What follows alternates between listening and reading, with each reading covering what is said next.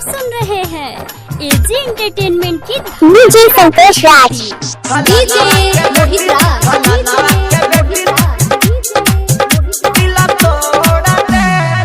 सुना रे हमारा यार करब ना हम अब प्यार। डीजे संतोष राज, हमारा यार करब ना हम अब प्यार।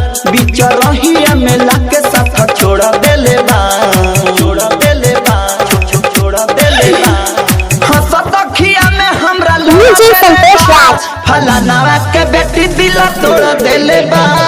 हंसत अखिया में हमरा लोरा देले बा। फलाना के बेटी दिला तोड़ देले बा। डीजे मोहित राज, डीजे संतोष राज, फलाना के आप बेटी सुन रहे हैं एजी एंटरटेनमेंट की धमाकेदार प्रस्तुति। फलाना के बेटी दिला तोड़ देले बा। करत रहे डीजे संतोष राज, पहिले रात भर बात हो। हम नहीं जाननी की करी हमसे घात हो, करी हमसे घात हो। डीजे संतोष राज, पहिले हमसे रात भर बात हो। हम नहीं जाननी की करी हमसे घात हो।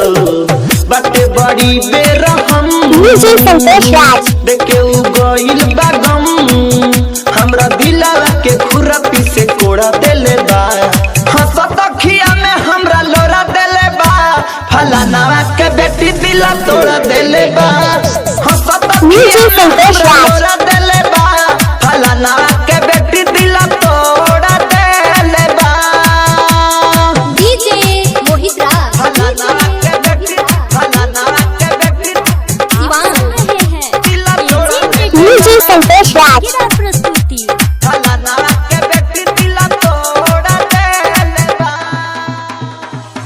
कुनाला कुआरा से कोइले बिया छल हो। डीजे संतोष राज, के पाके गइलस बदल हो, गइलस बदल हो।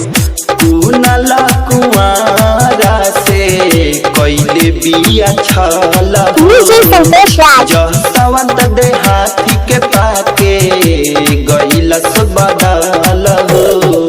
करेला नहीं हमसे बात, धैलेलस दोसरा के साथ। धनंजय से डीजे संतोष राज, देले बा। हंसत अखिया में हमरा लोरा देले बा। फलाना के बेटी दिला तोड़ देले बा। हंसत अखिया में हमरा लोरा देले बा। फलाना के बेटी दिला तोड़ डीजे देले संतोष राज। तमाशा डिजिटल रिकॉर्डिंग स्टूडियो लखौरा।